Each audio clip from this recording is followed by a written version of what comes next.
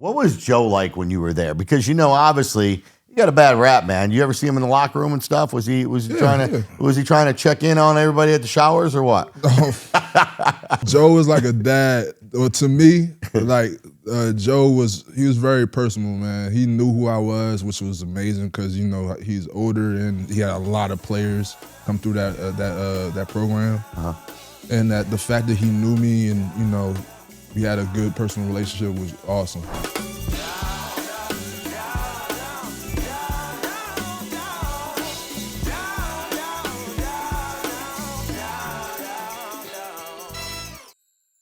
Yo, yo, yo, it's your boy. It's Phil Wham Bam Benamino, baby. It's another Wham Bam Wednesday and super excited. The show about ordinary people have done extraordinary things.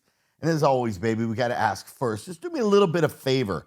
Just go ahead and subscribe. Hit that subscribe button down below. It costs nothing, okay? Just a little bit of effort, hit the subscribe button. Today's guest, we got a Power 5 high schooler who turned into a Big Ten player at Penn State under Joe Paterno, got undrafted, but still went to the NFL with Minnesota, teams like, the Rams, but he got a little hurt. So today's episode isn't about all the fame. It's about what happens when things don't go your way. Welcome to the house here. We got Eric Latimore in the house. What's up, Eric? I'm doing good, Phil. Man, good having you here. Good having you here. Appreciate you coming by. Appreciate you. Rocking in. I know you're a busy man right now. You got a lot of things going on, and we're going to talk about that. But you know what? Let's dive right into the old football because we know that's where your heart was growing up, playing ball. 36-0 as a kid, yes. So you knew nothing but winning. You were around winners your whole life. Yes. Come out of high school and boom, you got a chance to play at the Big Ten, Penn State. Blessed. Yeah, tell us a little bit about that. First of all, tell the viewers what position you played. I played defensive end, now known as edge. Yep. I played a little inside, 3-tech, in pass rush situations also. So I have experience all through the line. Gotcha. Why Penn State out of all the places? Now you were born and raised what? Delaware? Is that? I was born in Philadelphia. Okay. Moved to Delaware, middle school, high school. Always went back and forth to Philly. That's where a lot of my family is at. Yeah. Yeah.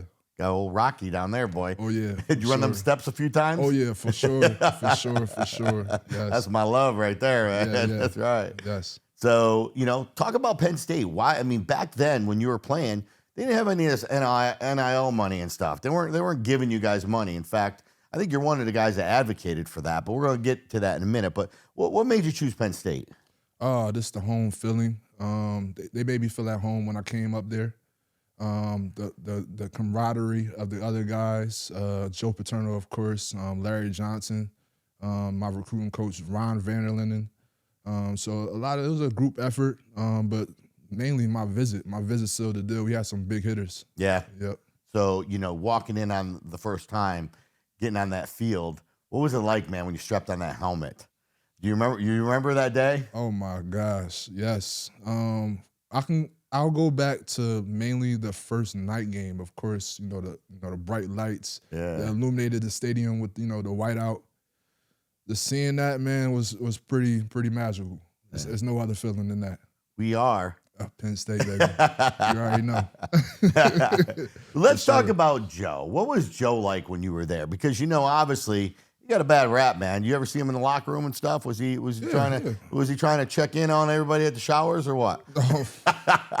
No. Come on, man. Joe was like tell us the truth. Don't lie, man. Come on. Joe was like a dad. Well, to me, like Joe was very personal, man. He knew who I was, which was amazing because he's older and he had a lot of players come through that program, and that the fact that he knew me and we had a good personal relationship was awesome. Yeah. So, what do you think? Were you surprised when you heard all the stuff about him after the fact? Oh yeah. Or did you ever witness any of that stuff? No. Not Seriously? for sure. Because something like that, out in the open, you would think. Yeah. When you're doing something like that, you're doing it all the time. But so did it surprise you at all? Yeah. Of course. It took some time for me to, reeling in to see the whole perspective of the whole thing, but still, it was none of my, I was focused on football. Yeah. But it's still a terrible thing, of course. Like, none of that stuff is right. None of the things.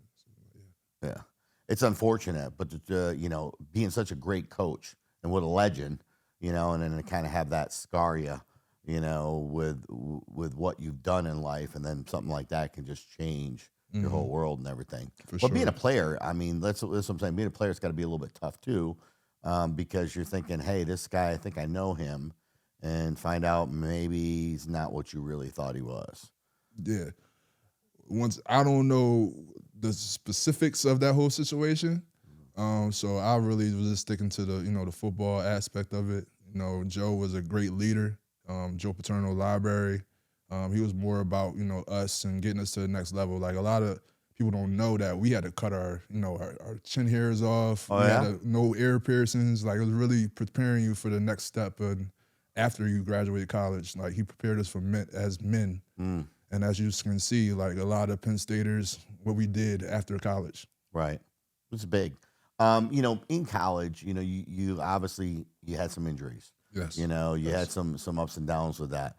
Sure. Talk a little bit about, that piece of it all, because here you are, you're a Big Ten player, your freshman year, I think you went to Sugar Bowl freshman year, didn't you? Freshman year, we went actually to the Alamo Bowl. Oh, okay. Yeah. Okay. That was down in San Antonio. Yeah. That was interesting.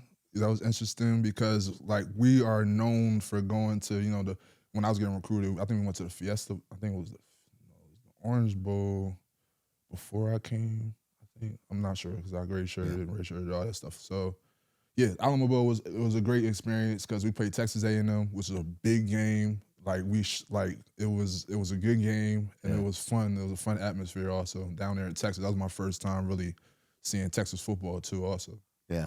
What is it like being an actual player on campus? Do they take care of the football players different than everybody else? Let's be honest. Yeah and no. Because like it just depends. Like, for me, like my experience, I got a little, I'm tall. So you don't notice You're me. tall? You're not tall. Come on, man. Your knees are in your chest right there. Listen. They What don't are you, notice 6'7", you. 6'8"? Yeah, 6'6". 6'6". I knew it was close. For sure. So, like it just was, of course they show love to us, but at the same time, Joe like make sure we had class. Like we had people coming by checking that we in class. Walking past, make sure we there every class period. I had like a little bit of anxiety because I'm like, even if the class is hard, I'm still gonna go because I don't want to, get in. What is it? We called it awareness training. Oh yeah. And awareness training, you ain't want to do that. What's awareness training, man? Tell us. So awareness training, we had to wake up at like 5 a.m. I only had this once, by the way. Okay. Thank God.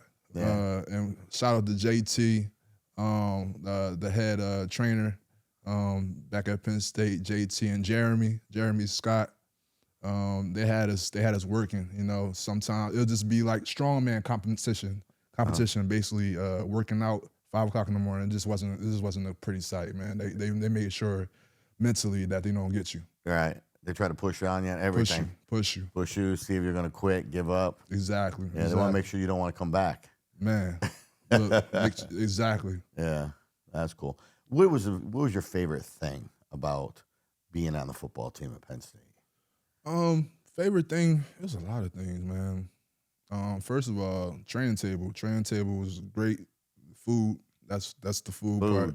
So we got, it was steak anytime you want it.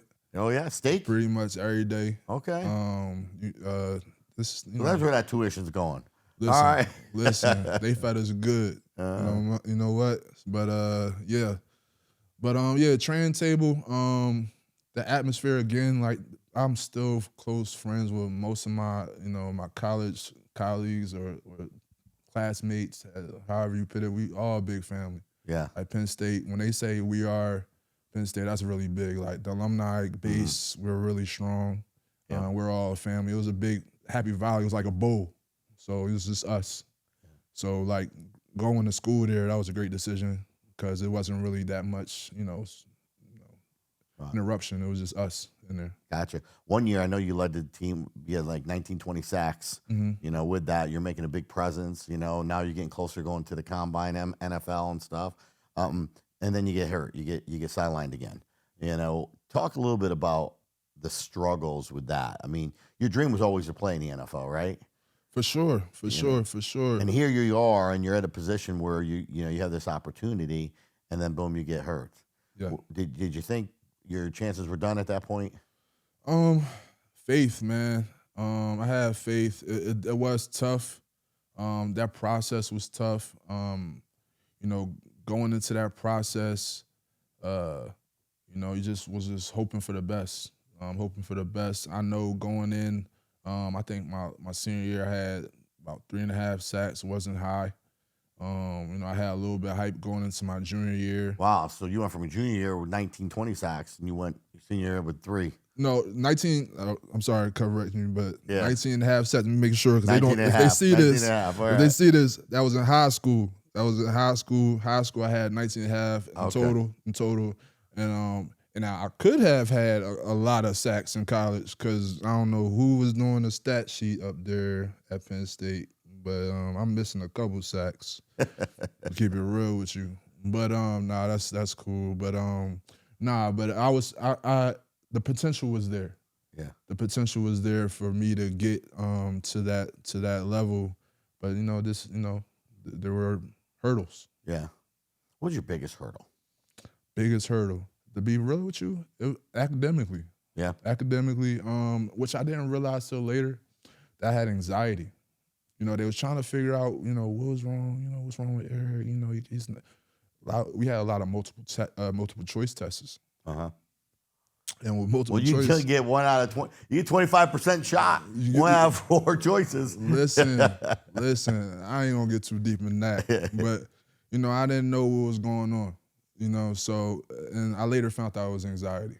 Yeah. I had anxiety. Even if I studied, I should have studied more, to be honest. But also, like, this being sure was one of those things that always kind of was my Achilles heel. It's funny because we were talking earlier. You had mentioned that in college you did a paper. Yeah. And what was the paper was on? Why student athletes should get paid. Why student athletes should get paid playing ball in college. And then here we are today with this NIL money. Yeah. And everybody throwing bags at people left and right. How do you feel about that? That now, you're looking back and saying that wasn't the time for you, but here you are advocating for it, and here it is today. How does it make you feel, man? I feel, now, I know I wasn't the only person that wrote that paper or wrote papers like that. You get what I mean? So, like, I can't just say, oh, I made this happen, sure, or nothing like that. But at the same time, it's kind of like, dang, I'm happy for him, but, like, where my bag at? You know what I mean? Keep it real with you. But, I'm so happy that these kids are getting paid because I know what it can do. They can put some investments. They doing it the right way. I know a lot of guys out there like Mike Wallace that's trying to, show guys how to, manage their money, to take care of their families in the future with the NIL money. That's really easy. All you got to do is buy my book. It's right there, Money Management Rules for Beginners. Yes. So we could insert that commercial right now. Go to Amazon today and purchase Money Management for Beginners, a book for everybody, especially younger kids. Kids that get money and don't know what to do with it. This is the best $20 you'll ever spend. We'll save you millions. That's right. I said millions of dollars if you start young and earn you the same. AMAZON. Amazon. For sure. So, yes, man. But that's the problem, man. These kids today, they get the money, they don't know what to do with it. And that's why these bags of money are disappearing real quick. Because what are they doing? They want to buy that nice car. They want to buy that nice home. They want to buy, some nice clothes and stuff like that. And they're forgetting that, that money goes. And then, of course, you got taxes. You got all kinds of things that people don't realize. And getting these younger kids to understand that, I think, is super, super important. For sure. With that. So it's good that you figured that out and you understand that now. But, going in, obviously, NIL, it's different today. You know, are you a little jealous and wish that you were, you know, they had this back then, or it's half and half. Of course, yeah. I can't imagine me driving up College Ave with a Tesla or a Lambo truck or something like that. Man, it'd been over. Yeah. You know what I'm talking about? But nah, it just was. It's cool. It's cool. But the only thing is just like I'm glad that it's starting to get a little bit of restrictions. Because it can get out of hand, you know, with the, you know, I know the coaches, on the coaches aspect, as me being a coach, it's kind of I can only imagine how hard it is to tell a kid to, you know, hey, you gotta be here at 6 o'clock when they driving a better car than maybe they are. You get what I'm saying? So it's kind of like, you know, I hope that they realize, you know, they can reel it in and, you know, still know that, you know, it's respect. Right. Yeah. You know, it's funny that you mentioned that because I never really looked at it like that. It would probably be better if they were able to get the money, but they couldn't actually use it for 5 years. You know what I'm saying? Where it had to sit into an S&P account for 5 years just to give them so they could still live the kid lifestyle, so they don't go out and blow it, and you don't have that competition and that stuff when it comes to money, right? Yes, 100%. And that grind, because I bet you there's a lot of that. Which probably leads to a lot of violence too. Is there a lot of theft and people getting beat up over stuff like that because the Eagles get bigger and I can only imagine all that? So money can be evil. Money can be evil if it's not used right. For sure. For sure. You know, well, that's a good, you know, thought process, because I never really thought about how that could really affect, you know, people today. You know, back then playing, you know, it was just like you love the game. You know, you're playing for the game, you're playing for the sport. You know, you want to go hit somebody, you know, take somebody out, and you know, you're playing for the crowd. I mean, that's what you enjoyed. Now everybody's like getting paid, and now it becomes a job. You know, and now everybody's worried about, man, I ain't got to go hard in practice. I want to get hurt. Yeah. You know, and that's unfortunate, because to me, people aren't going to develop to their full development if they're holding back because they're afraid of getting hurt. Right. But at the end of the day, I understand it. You know what I'm saying? I understand it, because, like, hey, I don't want to risk blowing out my knee. You know what I mean? Especially when I got, you know, I'm not even in the NFL. So, shoot, some of these kids are staying in college because they're making more money than they're going to do if they go to the NFL. Sure. You know? Sure. So it's gotta definitely be tough. Are you worried about the younger generation and what they have ahead of them? I know you've done a lot of coaching afterwards.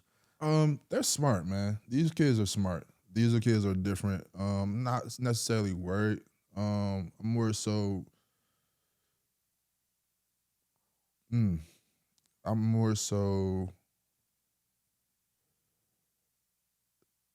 just watching.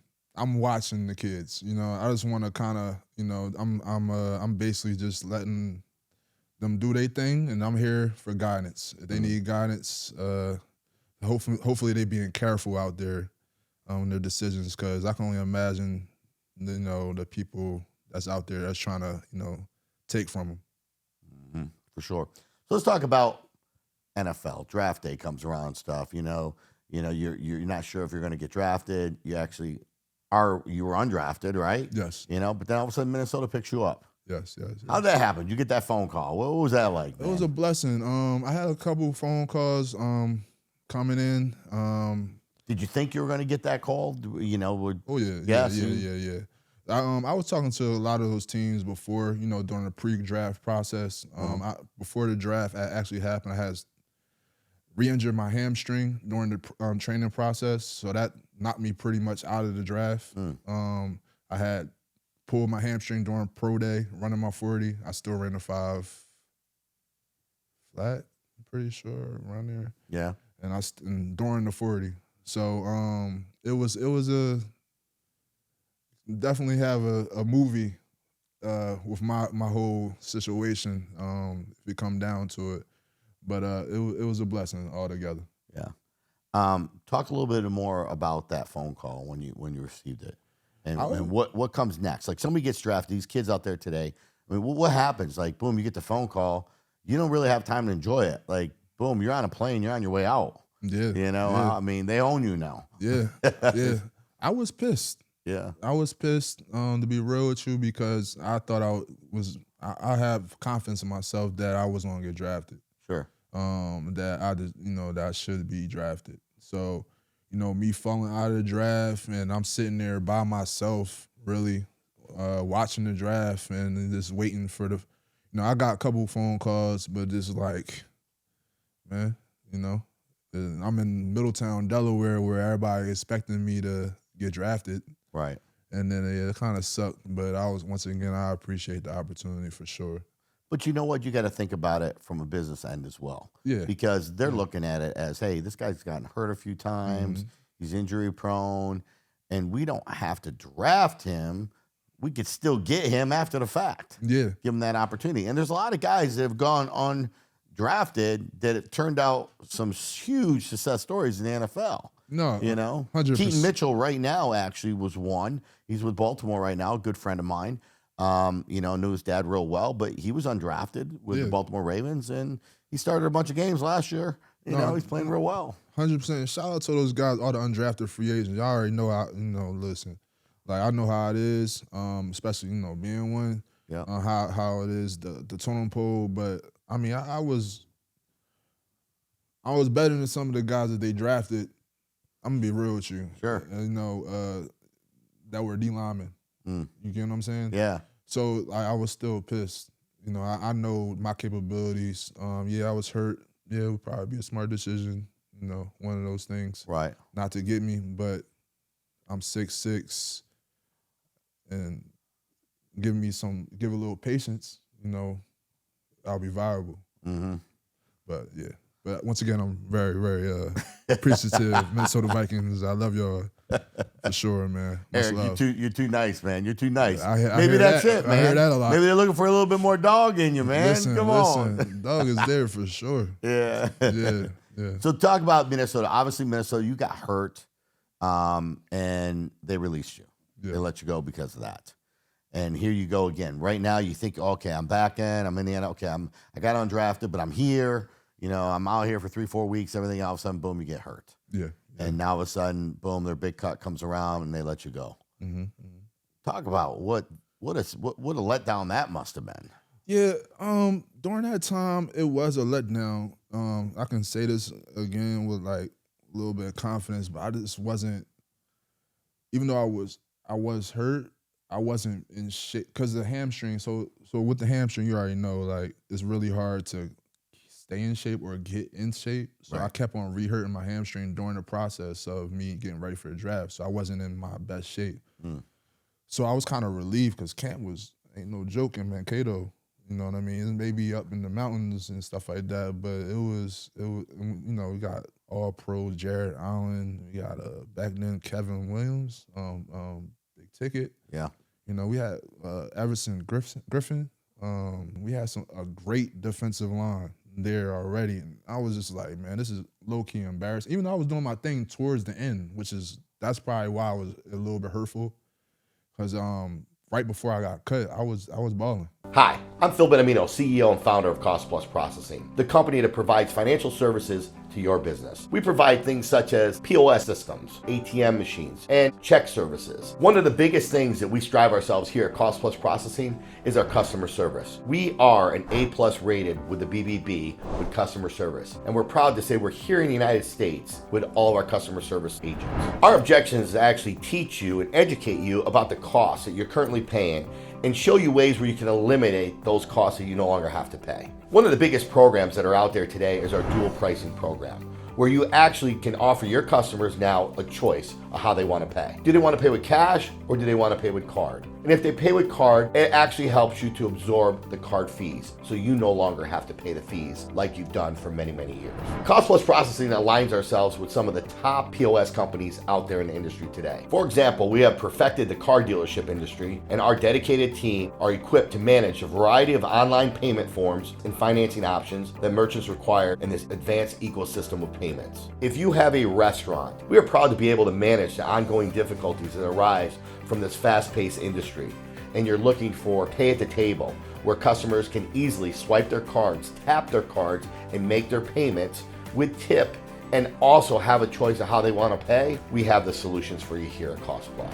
We want to help other small business owners make their dreams come true by providing the best financial support. From barbershops to liquor stores, having the ability to take payments scheduled online and make calculating tip sharing an easy task only helps business owners put more attention and money into what really matters the most. Also, Cost Plus processing is on the front end of AI. We can also provide you kiosks for your business, so customers can walk over to the kiosk and order anything that they want. Likewise, if you're having problem getting employees in the kitchen to work, we can also provide you robots that will actually deliver your food straight to the customer. I want to thank you for the time that you took to learn a little bit about Cost Plus processing, and most importantly, why we are the future of merchant processing.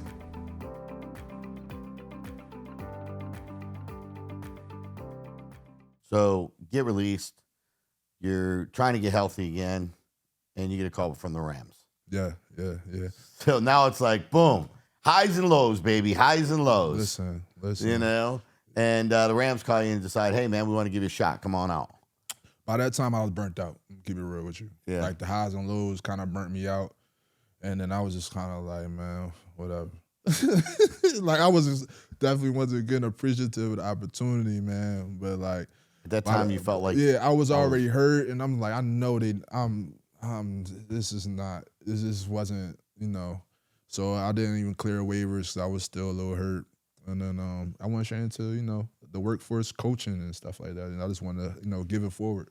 So at that point, then you realized, okay, God doesn't have this in my plan. Yep. You know, so it's time to move on. It's time to realize that, okay, I've had a good opportunity. I've had some highs and lows, but I need to find my way, you know, and you turn to coaching because football is the thing, right? Yes. So you're like, hey, I might as well use it as a skill. But now you moved around coaching too. You're trying to find different coaching jobs and, you know, you're out. I mean, everybody wants to be a coach, you know what I mean, type of thing. And you got to find the right position because you're a position coach. You know, it's not like you're going to coach football, the quarterbacks. You know what I mean? And the running backs, especially if you're, you know, the DN. For sure. Type of thing. So how hard was that to actually get to become a coach? Oh man, that was a whole transition. For a different lot of reasons. I would say, you know, definitely shout out to NFL Trust for giving me an opportunity first coming out. They basically, you know, helped me out get a position, let's say Alfred in West Georgia also. Shout out to West Georgia. Had a definite family, moved up to Alfred State, started up there.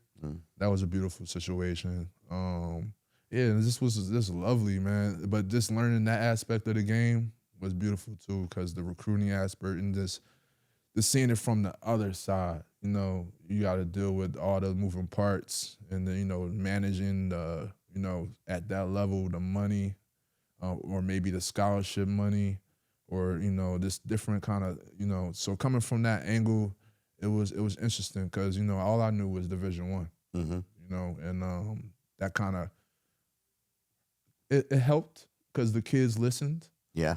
But it also hurt me in certain aspects also. Did you ever have a kid that just kind of challenged you? Oh yeah. Yeah. Oh, yeah. What was that? What was the first one? Tell me a little about that story. How'd that one go over? Dang, the first one. I'm trying to remember the first one. Yeah, I don't remember. It was a while ago, but they challenged me, but not that bad, Alfred. Alfred was pretty cool, transitional wise. It more so was the coaches. Yeah, I'm gonna keep it real with you. You know, because, you know, jealousy is kind of interesting. You know, with that aspect, you know, and you don't really expect. You know what jealousy is, though? Jealousy are people that are your fans. You know what I mean? They just don't know it yet. Yeah. You know, because they're jealous of you. Yeah. So they really want to be you. You know, and they're your fans. They're just a little under, you know, they just don't quite get it yet, but they will. Yeah, I pray they do, man. But now, keeping it to the players, man, a lot of the players really respected me. Of course, some didn't, just because, you know, for different circumstances, which I learned a little bit later, just generational things that, you know, that we all know about from all aspects. And then they miss that father figure, and, you know, and then they don't know how to really, you know, handle the father kind of coaching situation aspect of it, you know, and I'm coming across and I'm the cool coach, you know what I mean? So it was kind of like, man, I'm on your side, dog. Right. So it's kind of like that kind of situation. It's kind of confusing to me a little bit, to keep it honest with you. So, you know. Gotcha. You know, we talk about, and on the show, we have a lot of success stories. Obviously, we get a lot of athletes, we get a lot of pros, and they tell their story, how they came, they grew up, and they were able to fulfill their dream.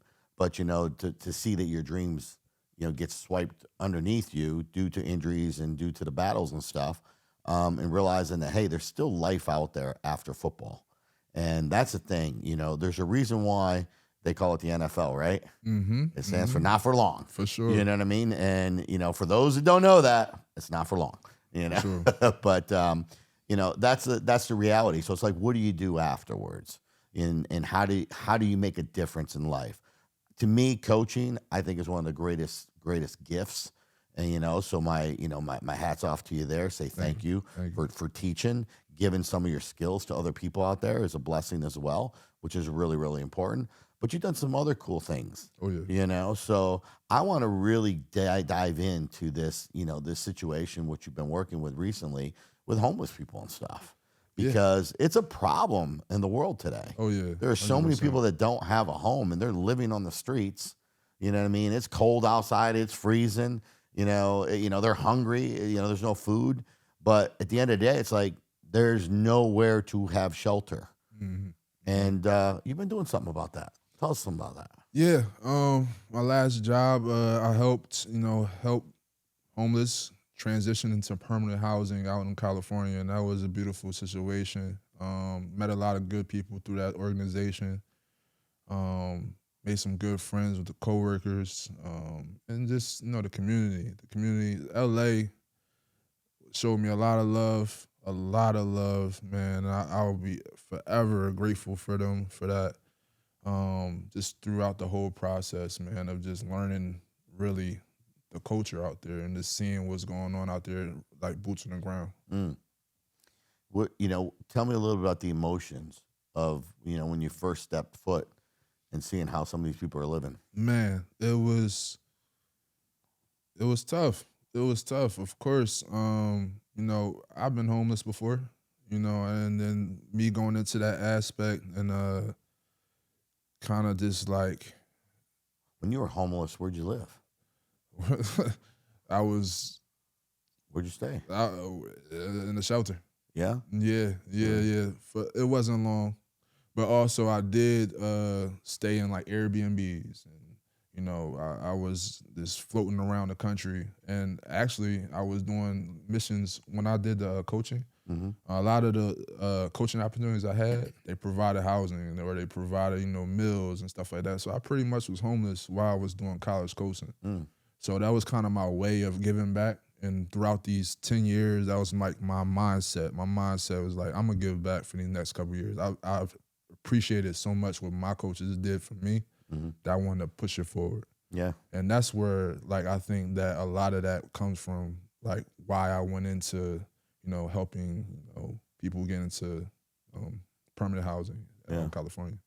So, you know, it's weird because I too have done a lot of things with, you know, helping people out and everything. And homeless is one thing. In fact, every, you know, year I always took my kids. We used to always do something together because I wanted them to see other pieces of life, right?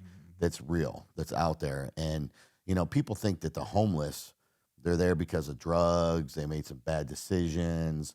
You know, they're no good people.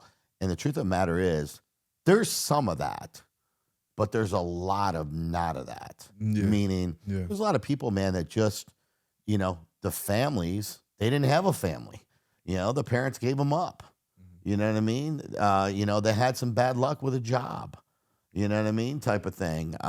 You know, it wasn't all over drugs and stuff. And the reality is, they're real people. They're real people, and some of these just need a chance. Exactly. And that's exactly what I found out a little bit more in California. It's just like, I connected with them, and they helped me as a person just get better. And it was kind of like a yin and yang type situation. It's crazy because there are so many people out there in the world, not just California. Oh yeah. And, you know, when you think about that, how can the world do a better job of helping out these people? Oh man, I we mean, if you need could advocate, I mean, what could we do? therapy. Yeah. Therapy, man. Like I think a lot of people need therapy. I think we need couple therapy. I think we need therapy. I think we need some time. We need some time. We need to be with our families. We need family therapy. I think will be humongous. No, I'm not a The problem is politician. families today, man, they're broken up. Man. There's no time for families. These kids today are scrolling on their phones. They're watching social media. They're all trying to, you know, look up. They're trying to figure out, you know, how to do something else, but they don't want to sit and hang out with mom and dad. Heck, I have that same problem. You know what I mean? With my own kids. You know, it's like, hey, I want to hang out with my boys. Yes. You know, my girls, my daughters and stuff. But you know, they don't have time for dad. You know, Appreciation, man. Definitely, please have appreciation, man, because you know, there's people out there. You know, I was out there for a year. I was throughout all the holidays. You know, like Christmas. You know, some of the people don't have, like, you know, the family not calling them, or you know, not checking in on them, or they don't have families to call, or they just, you know, they coming back to a cot. right? You know what I mean? A warm meal. It was one of those things, you know. So you just gotta have appreciation. It's tough out here, especially mentally, with so many distractions out here. You really don't know where it's coming from. A little bit of back history with me. With I had depression and anxiety. You know, I lost my mom on my birthday. You lost your mom on your birthday? Yeah. Oh man, yeah, I'm sorry. yeah. How old were you? That was 2015. So that was, I don't even know. The years kind of. Right. Yeah. So yeah. What happened to her? She had a heart attack. Oh.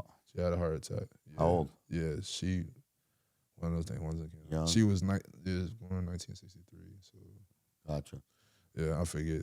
But yeah, it was just a tough time during that. And it was kind of like one of those things, like, you know, I was like, it was kind of like I was in shock for a long period of time that actually happened.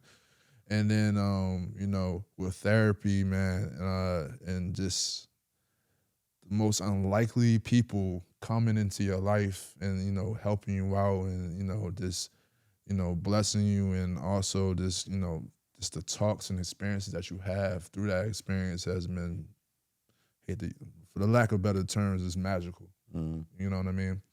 So it's just one of those things, going back to the therapy thing, I think even though we do, especially in the Black community, man, I want to say that we kind of stigmatize it a little bit, and we need to do a little bit better job of it with that. And I think we need to like really dive into that more. I know we're doing a better job now, but we definitely need to do a better job more, or a better job, and also couple therapy right now, especially right now. What do you see the biggest problem is with couples? Right now, I think it's ego. Yeah. Yeah. You know, it's funny because every relationship, you know, is going to end in the 2 Ds, right? It's either divorce or death. You're going to leave that person sooner or later. So you got to learn how to deal with it. And it's unfortunate, but it's true. It's one thing that, you know, you don't think about it, and you don't, you know, realize it, especially if you are married, you know, you're in a relationship. But there's going to come a time in life where you're going to separate. Oh, yeah. And like I said, it's either going to be divorce or it's going to be death. Yeah. You know, not too many people die together. It can happen, but there's reality. And unfortunately, a lot of people die with a broken heart because of those things, because they lose their loved one, or they don't know how to deal with death. And they don't know. I'll be the first one to tell you, I hate death. I don't get it. I don't understand it. We get such a beautiful world here, and we get to do beautiful things and get great opportunities, and then we're gone. But, you know, I'm hopeful that there's another beautiful world, you know what I mean, that's even much better that we're going to go to. But that's having the faith, you know what I mean? And sometimes, yeah, it can get depressing. So I can feel that, you know, type of thing. Yeah, so it's been interesting, man. You know, it definitely wasn't pretty. Definitely wasn't pretty. I had my walks, man. I had some long walks. That was definitely therapy for me. But it's turning out better, man. I got much stronger, and more resilient, and my faith has got stronger also. What do you tell a kid, man, that's out there right now today that's going through some depression? What should they do? Oh man, reach out. Please reach out. Reach out to, anyone. I would suggest, family first, or someone that you think is family or feel is family. Therapy, once again, someone licensed. A lot of times just people find can't help. do Man. that. People are afraid, I can't afford it, or I feel weird talking to somebody I don't know, a stranger, and I have to relive the whole story over to catch them up to my life, Reflection, man. I would look in the mirror. Help yourself. Know what you do. Get back to you. Get back to what made you happy, especially working out. As me as a personal trainer, I will always suggest that, because if you look good, feel good, you already know the rest. I'm not throwing Deion said, then you go and play good. Exactly, man. If you play good, they pay good. Listen, so, that's what I would say as like a foundational thing. Definitely keep your body right, eating the right things, because that's right there. That's pretty much, the inside out. You want to take care of the inside first. When they tell you in the airplane, they tell you put your mask on first before you put on your passengers or your You got to help yourself first. Exactly, man. So then that's you can help everybody else around you. Exactly. So that means in another way, you got to make sure your insides is your room is clean. Your head, you make sure your head is clean. Make sure that's clean first before you walk out that door. Yeah.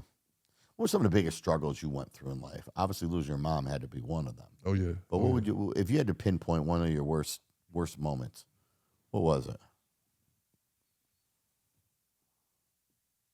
Embarrassment, just not making it to my fullest. I'm very hard on myself. And Can you be hard on yourself though? Let's be honest. Let's talk about that. Let's break that down. I mean, can you really be hard on yourself? I don't think so. Okay. You know what I'm saying? Because you know what you can do. Right. You know what I mean? Right. What you're capable of. Right. You just got to go do it. No, that's true. That's true.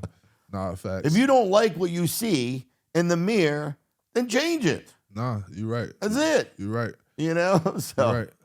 You're right. But it just, this is my story. Like my story wise, it just was just some things that you wouldn't expect that was getting in my way. Yeah. And it was out of my control. That was the best way I can put it. Things that are out of my control, it was like, so it was just God's plan, for real, honestly. That was out of my control. One thing I had, one of the things that was very disappointing, I couldn't control everything in my life. I can only control myself. Other people's actions and full accountability with that is, me also. Because me being a product of my environment, I'm originally from Philly. I've seen some interesting things. Oh, I'm sure. And then being in Delaware, I also seen some interesting things. Yep.